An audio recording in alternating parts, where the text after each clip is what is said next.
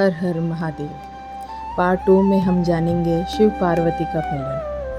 सच्चा प्रेम कभी आसान नहीं होता, इसमें धैर्य, विश्वास और समर्पण जरूरी है। पार्वती का प्रेम हमें सिखाता है कि अगर इरादा सच्चा हो तो भगवान भी मिल जाते हैं। सच्चा प्रेम वो नहीं जो आसानी से मिल जाए, सच्चा प्रेम वो है जो हर मुश्किल में भी साथ निभाए। पार्वती ने साबित किया, अगर चाहत सच्ची हो तो भगवान भी झुक जाते हैं। प्रेम में शब्द कम और एहसास ज़्यादा बोलते हैं।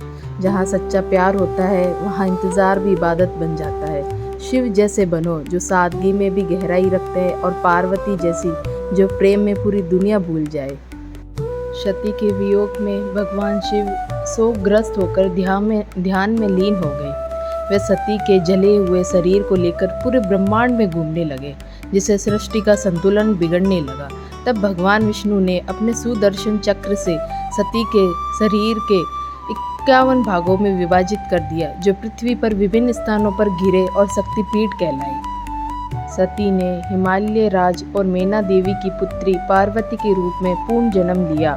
जब पार्वती को अपने पूर्व जन्म की स्मृति हुई तो उन्होंने फिर से भगवान शिव को पति के रूप में पाने के लिए कठिन तपस्या की।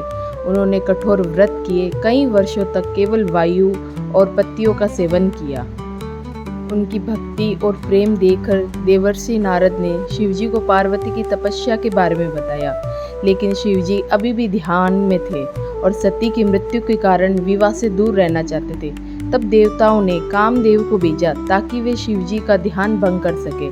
कामदेव ने शिवजी पर प्रेम बाण चलाया, जिससे शिवजी का ध्यान भंग हुआ, लेकिन क्रोध में आकर शिवजी ने अपनी तीसरी आंख से कामदेव को भस्म कर दिया। ये देखकर देवी रति, कामदेव की पत्नी, विलाप करने लगी। पार्वती ने भी शिवजी से विनती की, तब उन्होंने आश्वासन दिया कि कामदेव पूर्ण जन्म लेंगे।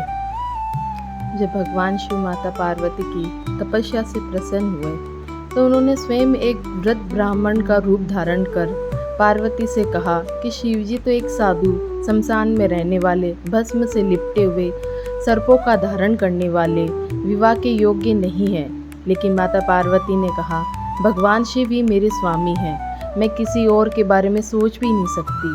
उनकी दृढ़ भक्ति देखकर भगवान शिव अपने वास्तविक रूप में प्रकट हुए और माता पार्वती को स्वीकार किया। इसके बाद शिवजी ने सप्त ऋषियों को विवाह का प्रस्ताव लेकर हिमालय राज के पास भेजा। हिमालय राज अत्यंत प्रसन्न हुए और बड़े धूमधाम से शिव पार्वती का विवाह संपन्न हुआ। इस दिव्य विवाह में सभी देवता, ऋषि मुनि और ब्रह्मांड के प्राणी उपस्थित थे। भगवान शिव और माता पार्वती केवल पति पत्नी ही नहीं, बल्कि संपूर्ण सृष्टि के संतुलन का प्रतीक है। दोनों मिलकर अर्धनारीश्वर का रूप धारण करते हैं और ये दर्शाते हैं कि पुरुष और स्त्री की ऊर्जा एक साथ मिलकर सृष्टि का संचालन करती है। भगवान शिव और माता पार्वती की कथा हमें सच्चे प्रेम, भक्ति, धैर्य और समर्पण का संदेश देती है। माता पार्वती की कठोर तपस्या से ये सीख मिलती है कि सच्चे प्रेम के लिए धैर्य और समर्पण आवश्यक है। वहीं भगवान शिव हमें सिखाते हैं कि त्याग, धैर्य और न्याय ही सच्चे जीवन का आधार है।